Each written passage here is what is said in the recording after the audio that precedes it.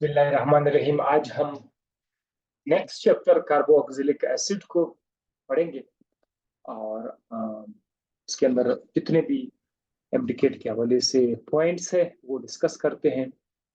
Carboxylic acid जैसे आपने बाकी चैप्टर्स में कंपाउंड्स पढ़े थे, फंक्शनल ग्रुप वाले कंपाउंड्स पढ़े थे, एल्डिहाइड, कीटोन, अल्काइल हैलाइड, ये भी उसी तरह का एक खानदान है। इसकी पहचान ये है कि इसमें R C double bond O, यहां तक तो आप लोगों ने कीटोन में भी देखा था, आपने एल्डिहाइड में भी ये इस तरह का ग्रुप देखा था। इसके साथ ओ एच आ जाता है, सी डबल बॉन्ड ओ के साथ ओ एच आ जाता है। तो इस तरह का फंक्शनल ग्रुप जिसमें होगा वो कार्बो ऑक्जेलिक एसिड कहलाएगा। डेफिनेशन क्या है? वो ऑर्गेनिक कंपाउंड्स जिसके अंदर कार्बोक्साइल ग्रुप, कार्बोक्साइल का मतलब क्या है? C double bond O O H, ये है कार्बोक्साइल ग्रुप। अगर ये मौजूद हो तब उसका नाम होगा कार्बोक्सिलिक एसिड। जैसे बाकी कंपाउंड्स को आपने नाम दिया था, बाकी खानदान को आप जब नाम देते थे तो यहां पर भी हम उनको नाम देंगे। डायरेक्ट IUPAC पर आ जाते हैं। IUPAC, international union of pure and applied chemistry, इस तरफ, इसके IUPAC नेमिंग की तरफ आएंगे और कुछ कॉमन नेम भी आपको साथ साथ बता देंगे।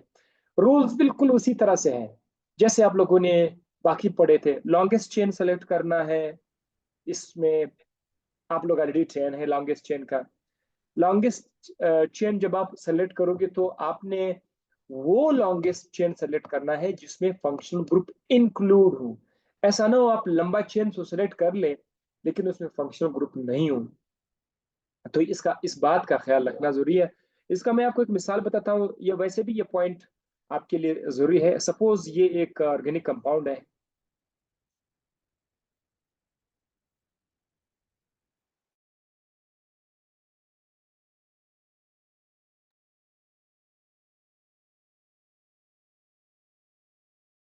ये एक ऑर्गेनिक कंपाउंड है और यहां से एक ब्रांच इधर से निकला हुआ है।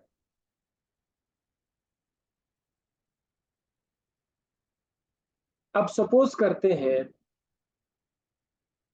यहां पर फंक्शनल ग्रुप है, सी डबल बॉन्ड यहां पर है।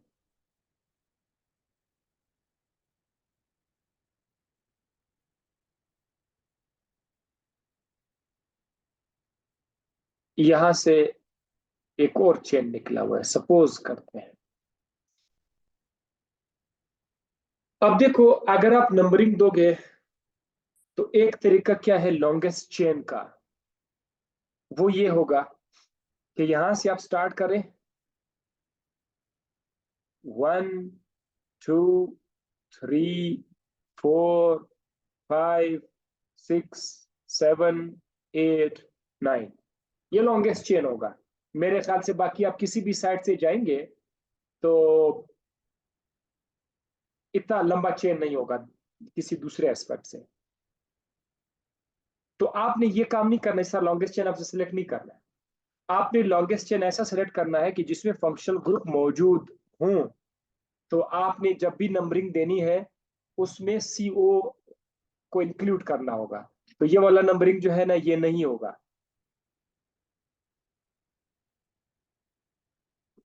अगर आप यहां से स्टार्ट करेंगे नंबरिंग 1 2 3 4 5 6 7 8, बेशक अब चेन कम हो, 8 कार्बन वाला चेन हो, लेकिन अब दिस इज गुड कि आपका फंक्शनल ग्रुप इसमें इंक्लूड हुआ है। ठीक है, तो ये गलती आप लोगों को नहीं करनी। ठीक है।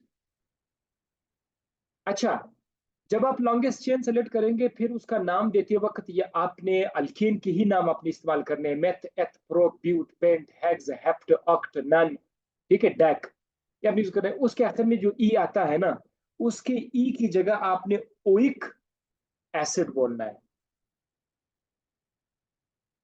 ई की जगह आपने ओइक का लफ्ज अपने ऐड करना है।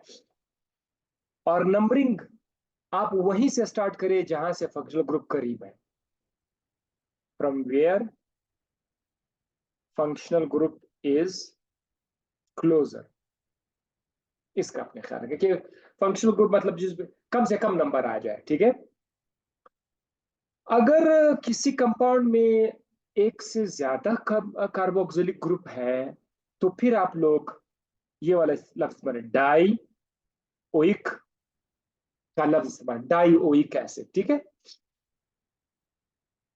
ओके, नाउ यहां पर कुछ एग्जांपल्स है हमारे पास नाम देने के लिए। पहला जो है जिसको आप देख सकते हैं यहां पर,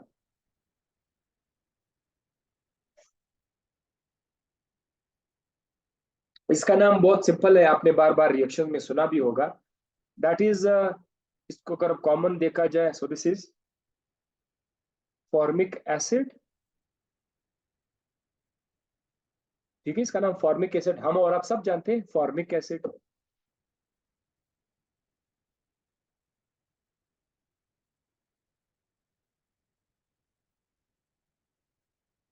और फॉर्मिक एसिड का अब जो आईयूपीएसी नेम है उसका हम ख्याल रखेंगे। वो कैसे कि इसमें कितने कार्बन है, आप जरा चेक करें इसमें कार्बन कितने हैं। सिर्फ एक कार्बन है। एक कार्बन के लिए हम लोग METHAN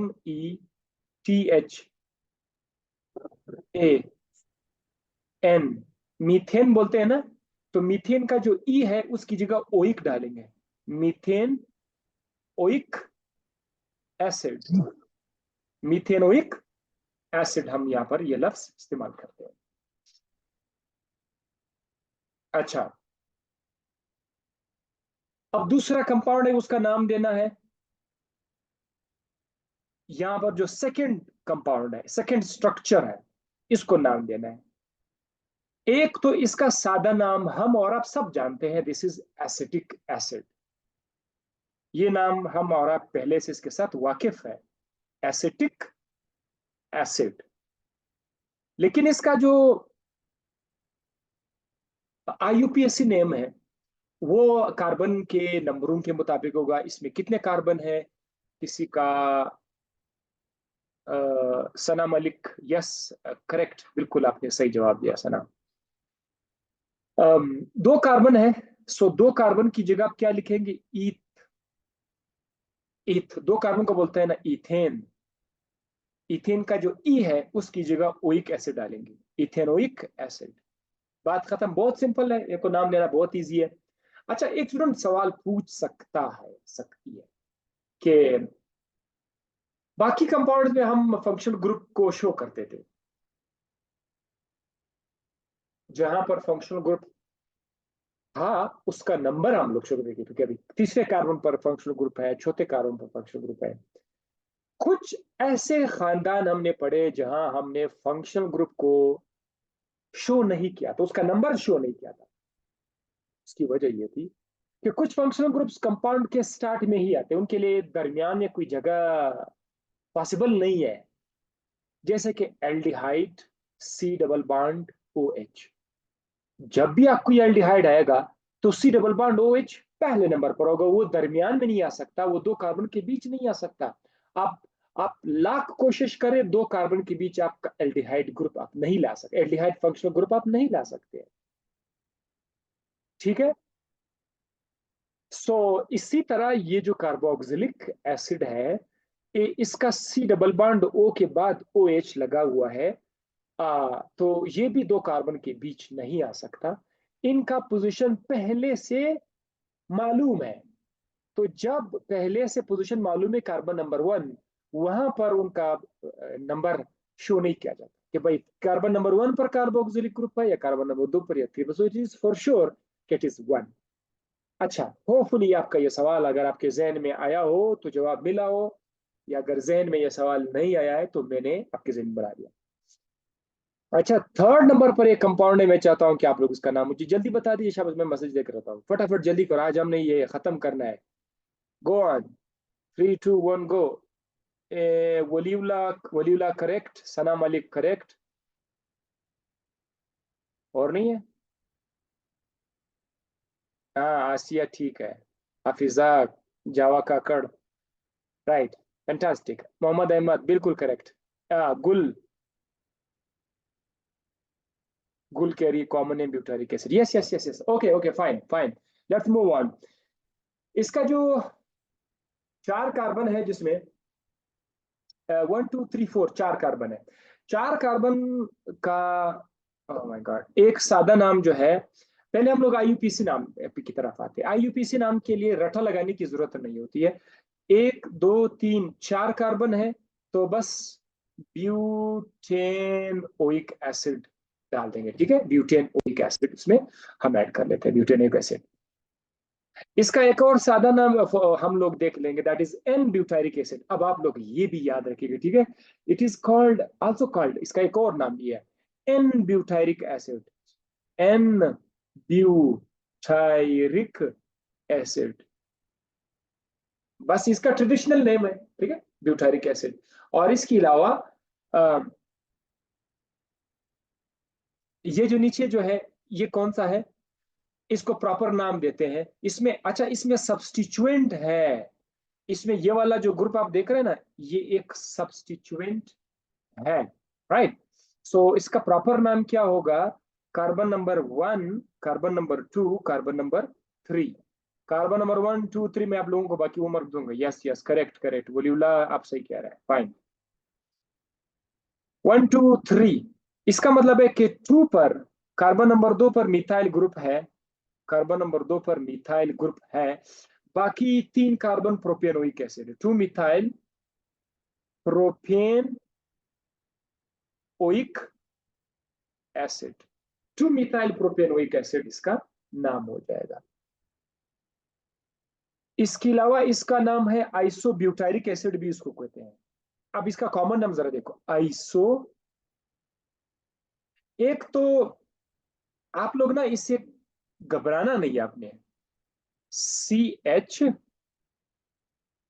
एक इधर, एक कोई इसके साथ एक अल्काइल मिथाइल ग्रुप इधर है, एक मिथाइल ग्रुप इधर है। ये वाला चीज जब भी आपको नजर आए ना, आप जरा गौर से देखें, CH सिंगल बॉन्ड, उसके साथ 2 CH थी, ये आइसो कहलाएगा। आपको बहुत सारी जगहों पर आइसो अगर लफ्ज आ जाए तो आपने इसे घबराना नहीं, असल में ये चीज आइसो है जो आपके सामने। तो इस स्ट्रक्चर को देखा जाए ना, तो हमारे कंपाउंड में ये वाला जो है, ये आइसो है, आइसो। तो इसका प्रॉपर नेम आइसो के एतबार से क्या हो जाएगा, iso butyric acid. Iso butyric acid. जब आपने आइसो बोल दिया ना, तो आइसो में फिर 4 के 4 कार्बन आएंगे, ठीक है। ब्यूटारिक, ब्यूट क्यों कर दिया, क्योंकि टोटल 4 कार्बन है। आइसो ग्रुप है, लेकिन एक C डबल बॉन्ड O का भी तो कार्बन है ना, तो ब्यूटारिक एसिड बोला, आइसो भी लगा लिया। ये नाम आप लोग स्पेशली इसको याद रखिए, इस पर थोड़ा गौर करें कि ये नाम ऐसा क्यों आया है। थोड़ा सा गौर से इस पर सोचोगे तो माइंड में और भी आपके आइडियाज आ जाएंगे, नेक्स्ट स्ट्रक्चर में ये आपका काम आएगा। इसके बाद ये वाला जो स्ट्रक्चर है, इसको आप प्रॉपर IUPAC नाम दे सकते हैं। ये आपका सब्स्टिट्यूएंट हो जाएगा, और ये भी आपका सब्स्टिट्यूएंट हो जाएगा। तो 2 सब्स्टिट्यूएंट है, carbon number 1, carbon number 2, carbon number 3। इसका मतलब है कि इसका जो IUPAC प्रॉपर नाम है, 2 2 2 2 dimethyl, 2 2 dimethyl propanoic acid, 2 2 dimethyl propanoic acid. ये हो जाएगा आपका 2 2 डाइमिथाइल प्रोपेनोइक एसिड। इसके अलावा इसका एक और भी नाम है ट्राई मिथाइल एसिटिक एसिड। इसका एक और नाम भी है tri methyl, tri methyl propanoic acid भी इसको कहते हैं, propanoic acid.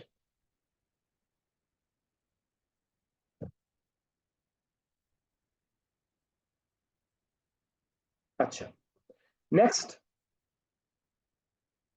Tri methyl acetic acid, sorry sorry, this is tri methyl acetic acid. अब सही होगा, ट्राई मिथाइल एसिटिक एसिड। क्यों, क्योंकि अगर आप ये एक मिथाइल, दो मिथाइल, तीन मिथाइल अगर आप देखें ना तो ये ट्राई मिथाइल है। बाकी जो कुछ आप देख रहे हैं वो एसिटिक एसिड है। एसिटिक एसिड में भी दो कार्बन है, so that's why this acetic acid. ये नाम आप खुद देंगे, ठीक है। इसका आईयूपीएसी नाम आप दो, अभी नहीं। मैं इसका 1 2 3 4 4 जो है वो उसमें है। इसका नाम है एन वेलेरिक एसिड। ये मैं देता हूं इसका कॉमन नाम n valeric acid. N valeric acid. और बाकी इसका अपना जो आईयूपीएसी की बहुत इजी, वो आप खुद दे दो। लेकिन ये कॉमन नेम मैंने आपको बता दिया बिकॉज उसको भी याद रखना पड़ेगा। 5 कार्बन वाला एसिड को अगर वो स्ट्रेट चेन में है तो उसको एन वेलेरिक कहा जाता है। N is for normal. Normal means कि सीधा चेन है, उसमें ब्रांच नहीं है। N valeric acid. अब नीचे जो कंपाउंड आ रहा है इसमें दो दो कार्बोक्सिलिक एसिड है। तो पहला वाला इस पे जरा आप लोग देख ले। इसके भी दो नाम है, ethane dioic acid. Ethane dioic acid, इसका एक नाम हो गया। और इसका एक बहुत पुराना प्यारा नाम है, हमने क्लास 9 10 से इसके नाम सुनते आ रहे हैं, ऑक्सैलिक एसिड। ये ऑक्सैलिक एसिड का जो ऑक्सैलिक एसिड हमने बहुत सुना, ऑक्सैलिक एसिड। अच्छा, इसका फार्मूला क्या ऑक्सैलिक एसिड का? COOH का स्क्वायर, राइट। COOH का स्क्वायर, ये आपका ऑक्सैलिक एसिड है।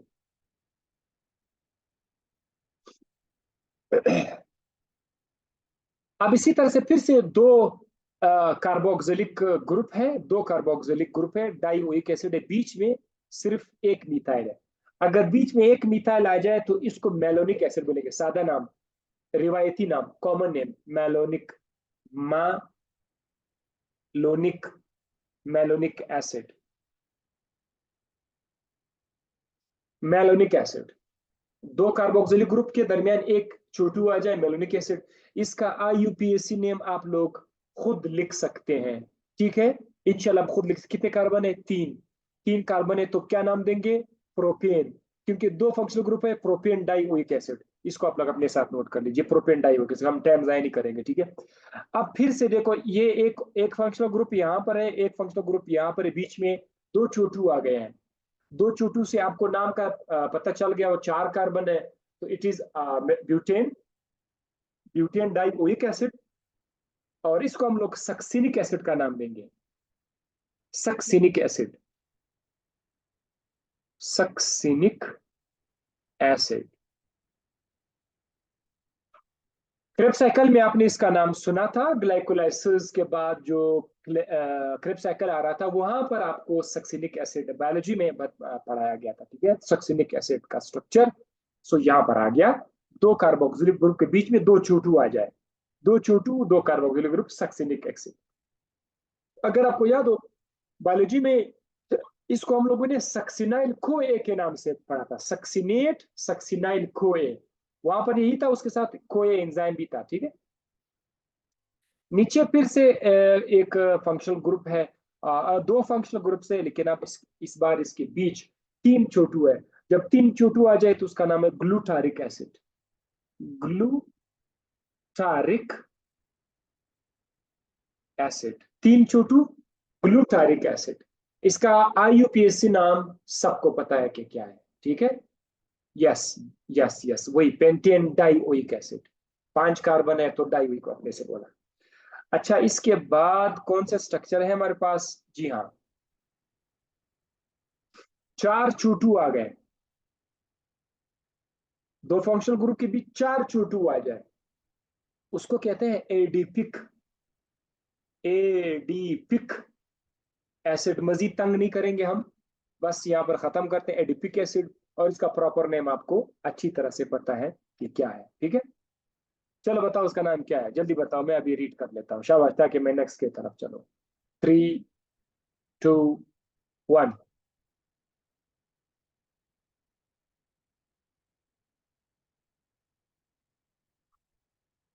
आप लोग नाम बताओ। हाँ, सना मलिक। यस, आपने थोड़ा जल्दी टाइप किया हुआ है। Di hexane oic acid. Di hexanic acid, आपने कहा है di hexanic acid, hexanic acid, हाँ, hexanedioic acid, hexanedioic acid, hexanedioic acid, राइबोफ्यूजन वल्यूला, हेक्स, हेक्स डाइओइक नहीं वल्यूला, हेक्स डाइओइक नहीं, hex, hex dioic acid, hexanedioic acid.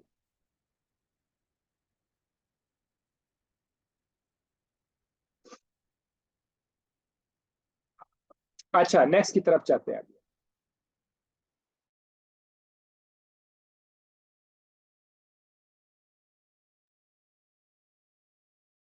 अब ये वाले कौन से कार्बोक्सिलिक एसिड, ये एरोमेटिक कार्बोक्सिलिक एसिड है, ठीक है, एरोमेटिक। सो आपको पता है कि एक तो इसमें एक बेंजीन रिंग है, बेंजीन रिंग है ना, बेंजोइक, बेंजीन को बोलेंगे बेंजोइक एसिड बोला करेंगे। और ये भी फिर से वही बेंजीन, इसके साथ दो सीओ, तो 1 2 benzene dioic acid, 1 2 benzene dioic acid. इसका भी एक कॉमन नाम है और बहुत मशहूर है, तालिक एसिड, PTHALIC, तालिक एसिड, तालिक भी इसको कहा जाता है। तो आपने इनको याद रखना है, ये नोमेनक्लेचर यहां तक हो गया। अब हम आते हैं फिजिकल प्रॉपर्टीज की तरफ। कार्बोक्सिलिक एसिड ओवरऑल पोलर है। क्यों पोलर है? क्योंकि इसके अंदर आप जरा देखें, एक तो इनके अंदर C double bond O group है, जो कि एल्डिहाइड और कीटोन में भी मौजूद था, और दूसरी तरफ इनके अंदर OH ग्रुप है, जो आपने अल्कोहल में देखा था। तो इसके अंदर रिएक्शन जब होंगे ना, वो काफी ब्रॉड रिएक्शन होंगे। एक तो C डबल बॉन्ड O की वजह से इसके रिएक्शंस हैं, एक OH की वजह से हैं, एक सिर्फ हाइड्रोजन की वजह से हैं, ठीक है। सो दैट इज वाई इसके अंदर दो चीजें बड़ी मेजर हमें नजर आ रहा है, C डबल बॉन्ड और OH हमें नजर आ रहा है। पोलर क्यों है? इसकी वजह यह है कि ऑक्सीजन इलेक्ट्रोनेगेटिव है। तो जैसे हम लोग पिछले चैप्टर से में बार बार पढ़ रहे हैं कि ऑक्सीजन इलेक्ट्रोनेगेटिव है, दो बॉन्ड में से एक बॉन्ड ऑक्सीजन अपनी तरफ खींच सकता है, तो उससे ऑक्सीजन पर माइनस का चार्ज आ सकता है, कार्बन पर फुल पॉजिटिव चार्ज आएगा। अगर फुल पॉजिटिव ना भी हो तो फिर पार्शियल पॉजिटिव होगा, क्योंकि कार्बन इलेक्ट्रो पॉजिटिव है, ऑक्सीजन इलेक्ट्रो नेगेटिव है, तो बीच में पोलर बॉन्ड ही बनेगा। सो ये बॉन्ड भी पोलर है। और साथ ही साथ ये जो दूसरा बॉन्ड है OH, ये तो आप लोगों ने ऑलरेडी अल्कोहल में पढ़ा था कि ये पोलर है। ऑक्सीजन इलेक्ट्रोनेगेटिव है, हाइड्रोजन की इलेक्ट्रोनेगेटिविटी कम है, इसकी ज्यादा है, तो इस रिजल्ट बॉन्ड पोलर हो जाता है। तो इस पोलैरिटी की वजह से ऑक्सिलिक कार्बोक्सिलिक एसिड बहुत ज्यादा पोलर है। इस ज्यादा पोलैरिटी की वजह से इनका मेल्टिंग पॉइंट और बॉइलिंग पॉइंट हाई है। हम लोगों ने अब इस बात को नोट कर ही लिया है कि ये जो मेल्टिंग और बॉइलिंग पॉइंट है चीजों का, ये इनके अंदर अपना जो बॉन्ड है उसकी वजह से है। कोई सॉलिड है, कोई लिक्विड है, जिनका आपस में बॉन्ड मजबूत है, वो मेल्टिंग पॉइंट इसका हाई है। तो अल्केन में मेल्टिंग पॉइंट बहुत कम था, बिकॉज वो पोलर नहीं थे, उनके अंदर इस तरह का ऐसा सच बॉन्ड नहीं था। अब यहाँ पर अल्कोहल की तरफ हम आ गए, अल्कोहल में थोड़ा बहुत पोलैरिटी थी, तो अल्कोहल का मेल्टिंग बॉइलिंग पॉइंट ज्यादा था। इनका मेल्टिंग बॉइलिंग पॉइंट भी ज्यादा है, बिकॉज इसके अंदर भी पोलैरिटी वाली बात है। इस तरह सोलबिलिटी भी इसी पोलैरिटी के साथ है। जिस चीज के अंदर हमने पोलैरिटी देखी वो सोलुबल भी थे। तो जो कार्बोक्सिलिक एसिड्स हैं, ये सोलुबल भी है, सोलुबिलिटी इंक्रीज ज्यादा होती है इन वाटर, पानी में ये सोलुबल होते हैं। इसके अलावा ये बड़ा अच्छा पॉइंट है कि कार्बोक्सिलिक एसिड्स में से कुछ कार्बोक्सिलिक एसिड लिक्विड है, जैसे कि एलिफेटिक, एलिफेटिक का मतलब ये है जो ओपन चेन है, ओपन चेन कार्बोक्सिलिक एसिड जो है ये लिक्विड है। और जो एरोमेटिक कार्बोक्सिलिक एसिड है वो सॉलिड है। एरोमेटिक कार्बोक्सिलिक एसिड मतलब ऐसा कार्बोक्सिलिक एसिड जिसमें बेंजीन रिंग मौजूद हो, ठीक है। तो इस तरह के जो अगर आप देखोगे ना, तालिक एसिड आप ले लो, बेंजिक एसिड आप ले लो, वो सॉलिड होते हैं। आप दुकान जाओ, इसका जो केमिकल स्टोर है वहां जाओ, आप उधर आप हैरान जाओगे कि जो बेंजीन के एसिड होते हैं ना, वो सॉलिड डब्बों में आपको मिलेगा, सॉलिड की शक्ल में। बाकी एसिड आपको लिक्विड मिलेगा। सिरका, ब्यूटारिक एसिड, जो भी आपके लेब में पड़े, सब देखो लिक्विड की शक्ल में होगा। सही है। तो लिक्विड की शक्ल में इनकी एग्जिस्टेंस से क्या वो मिलेगा, क्यों है लिक्विड? बिकॉज गैस नहीं है। गैस इसलिए नहीं है क्योंकि इनके आपस में हाइड्रोजन बॉन्ड बन सकता है। ये चूंकि पोलर है तो आपस में एक दूसरे के साथ बॉन्ड बन सकते हैं। इनका इंटरमॉलिक्यूलर फोर्स, इनका जो इंटरमॉलिक्यूलर फोर्स है, इंटरमॉलिक्यूलर फोर्स, वो स्ट्रांग है। आप ये कह सकते हैं इंटरमॉलिक्यूलर फोर्स स्ट्रांग है। आप स्ट्रक्चर की तरफ आते हैं। बेंजो कार्बोक्सिलिक एसिड में जो कार्बन है, एक तो आप ये नोट कर लिए कि ये sp2 हाइब्रिडाइज है।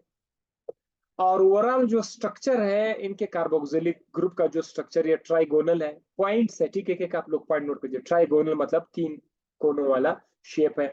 एंगल कितना है? C double bond O, O H, ये जो एंगल है ये 120 डिग्री है। ठीक है। बेंजीन के अंदर भी आप लोगों ने देखा था 120 डिग्री था। तो ये एंगल भी आप लोग याद रखें, इससे भी एमसीक्यूज बन सकता है। ओवरऑल ये जो कार्बोक्सिलिक एसिड का जो शक्ल है वो प्लेनर है। ठीक है। इसका शक्ल, ये बात हमने बेंजीन के अंदर भी आपको बताई थी। बेंजीन के अंदर ये लफ्ज था कोप्लेनर, यहाँ पर प्लेनर। तो आपने ये एक एक पॉइंट अपने बहुत नोट करना है, कभी मिस ना हो जाए कि कल कोई सवाल आ जाए और आप परेशान होंगे, पता नहीं ये तो मैंने नहीं पढ़ा था कि ये प्लेनर है कि को प्लेनर। भाई ये प्लेनर है, अभी से आप याद रखिए। ठीक है। इसके अलावा कार्बोक्सिलिक एसिड के अंदर कॉन्जुगेशन और रेजोनेंस मौजूद है। कॉन्जुगेशन आप पढ़ चुके हैं, रेजोनेंस भी आप पढ़ चुके हैं। आइए मैं आपको बता देता हूँ। कार्बोक्सिलिक एसिड में C double bond O, O H, इस तरह का है ना, ये है। ऑक्सीजन पर क्या है? लॉन पेयर है, एक नहीं बल्कि दो है। कंजुगेशन का मतलब ये है कि इलेक्ट्रॉन्स डीलोकलाइज हो जाते हैं। क्या मतलब? इलेक्ट्रॉन डीलोकलाइज हो जाते हैं। तो इसमें मैं अभी आपको दिखाऊंगा कि वाकई में इसके इलेक्ट्रॉन डीलोकलाइज है। आप जरा देखो, कार्बन और ऑक्सीजन के दरमियान जो पाई बॉन्ड है ये डीलोकलाइज होकर के किस पर आ जाएगा? ऑक्सीजन पर आ जाएगा। ठीक है। ऑक्सीजन पर जब आ जाएगा तो कार्बन पॉजिटिव हो जाएगा। कार्बन के पॉजिटिवनेस को खत्म करने के लिए ऑक्सीजन का जो लोन पेयर है ये यहां पर आ जाता है। तो कुछ इस तरह का स्ट्रक्चर बनेगा, जरा गौर कर लीजिए।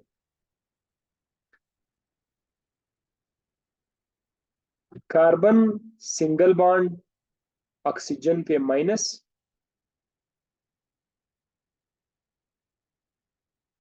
Carbon double bond, oxygen single bond, hydrogen, अब ये हुआ पॉजिटिव। ओवरऑल मॉलिक्यूल पर अब आप देख सकते हैं कि माइनस का चार्ज और प्लस का चार्ज, एक ऑक्सीजन जो है वो माइनस हो गया है, दूसरा ऑक्सीजन प्लस हो गया है। और बीच में जो मैंने निशान लिखा हुआ है, निशान का मतलब क्या है कि ये वाला स्ट्रक्चर ये ऐसा भी बन सकता है और वो स्ट्रक्चर दोबारा से ऐसा भी बन सकता है। हमने पढ़ा था कि एक कंपाउंड के लिए एक से ज्यादा स्कीम अगर आप लिख सकते हो तो हम कहते हैं इसके अंदर रेजोनेंस है। तो इस कार्बोक्सिलिक एसिड के अंदर भी क्या मौजूद है? रेजोनेंस मौजूद है। एक ही कंपाउंड के लिए आप दो स्ट्रक्चर्स, पेयरिंग स्कीम आप लिख सकते हैं। स्ट्रक्चर तो वही है लेकिन इलेक्ट्रॉन्स को इधर उधर लेके पेयरिंग स्कीम आप लोग लिख सकते हो। तो इसका मतलब है कि रेजोनेंस इसके अंदर है। और रेजोनेंस क्यों है?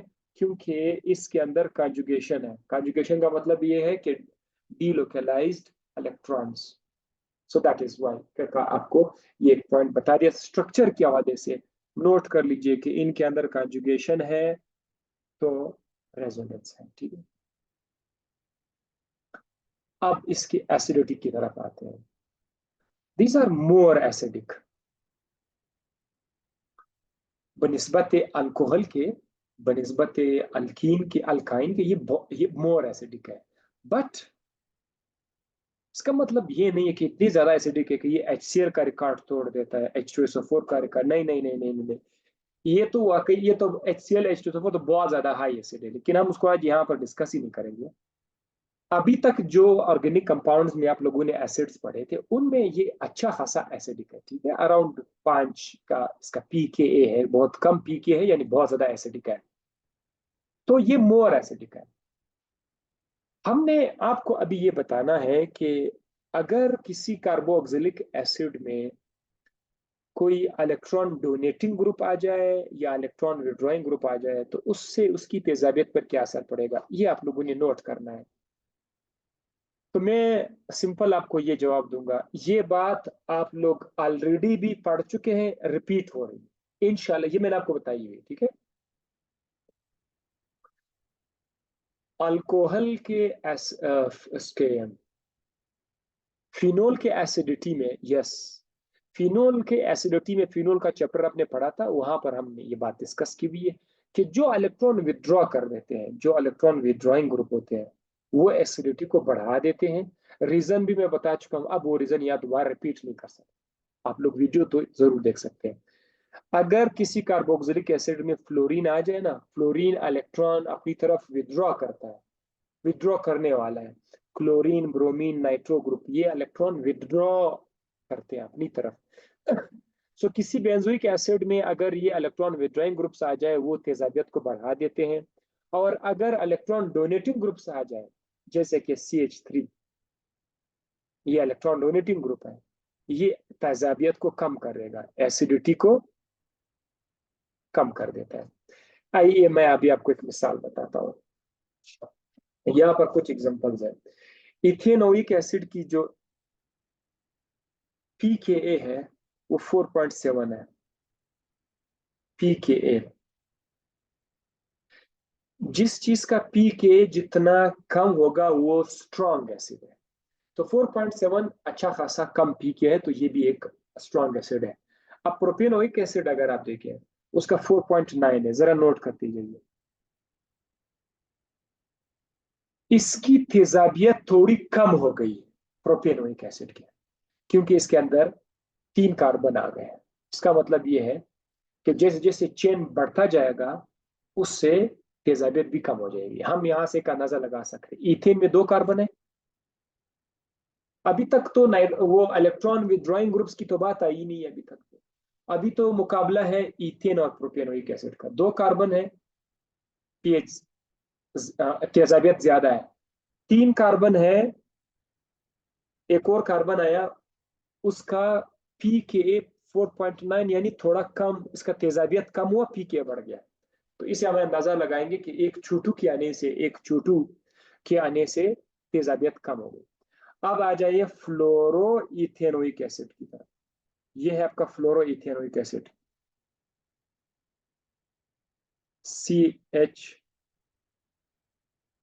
C डबल बॉन्ड OH, यहां पर है फ्लोरीन, ये है आपका फ्लोरो। इसका पीएच कितना है फ्लोरो इथेनोइक एसिड का? 2.6।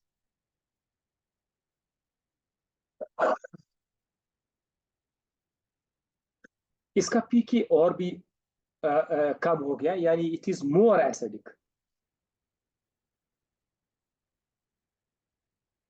वजह क्या है? ये फ्लोरीन है इसका वजह। फ्लोरीन इलेक्ट्रॉन को अपनी तरफ विड्रॉ कर लेते। अब हम क्लोरो इथेनोइक एसिड लाते हैं। क्लोरो इथेनोइक एसिड इसी स्ट्रक्चर का नाम है, बस फ्लोरीन की जगह क्लोरीन होगा। जरा चेक कर ले। क्लोरो इथेनोइक एसिड का जो pKa है वो 2.7, 2.9। पीके थोड़ा सा ज्यादा हो गया, यानी इसका पीएच इसका तेजाबियत थोड़ा सा कम हो गया। तो फ्लोरीन और क्लोरीन की वजह आपको पता चल गया होगा कि फ्लोरीन ज्यादा इलेक्ट्रोनेगेटिव है, क्लोरीन लेस इलेक्ट्रोनेगेटिव है। पेरियोडिक टेबल में आपने देखा होगा, फ्लोरीन ऊपर है, क्लोरीन नीचे है। तो इसकी इलेक्ट्रोनेगेटिविटी चूंकि टॉप पर है, इसीलिए इसने ज्यादा तेजाबियत कॉज कर दी, क्लोरीन ने थोड़ी बहुत कम कर ली। डाइक्लोरोइथेनोइक एसिड को अगर आप चेक कर लेंगे, डाइक्लोरोइथेनोइक एसिड की है 1.3। क्यों? वही इथेनोइक एसिड है।